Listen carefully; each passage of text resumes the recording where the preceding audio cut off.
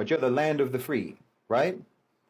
Islam is so strict, it's so rigid, you know. Muslims don't have any freedom. Meanwhile, America has more laws and more regulations than any country on earth. You have more laws and more regulations than Saudi Arabia, more than Afghanistan, more than any Muslim country.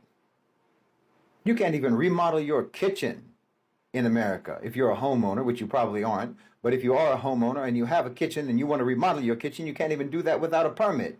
You have to get a permit to remodel your own kitchen.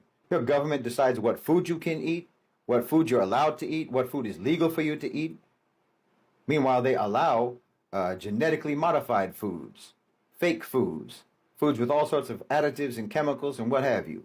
And a farmer, you know, who grows food on his own land, he's not even allowed to sell food to you right from his land, right from his farm, right out of his crops, fresh, without FDA approval. He even needs government approval to give you an apple from a tree. Your government even decides how hot your shower is allowed to be. It's absurd. But of course, you'll defend all of those laws. You'll defend all of those laws because you'll say they're there to protect you. Okay, if you say so. But you don't have a choice, do you? You don't have the freedom to not follow those rules, do you? We have a comparatively minuscule set of laws, most of which are self-imposed. With no external monitoring, no external enforcement, we follow them by our own conscience.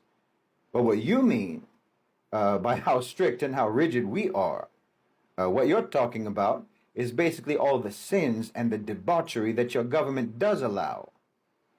So that's actually the freedom that you're talking about. You're talking about the freedom to be uncivilized, the freedom to be primitive, the freedom to be hedonistic. And that's what makes you, in your mind, more civilized than us. The freedom to be uncivilized. You think that makes you more civilized. And somehow that makes sense to you.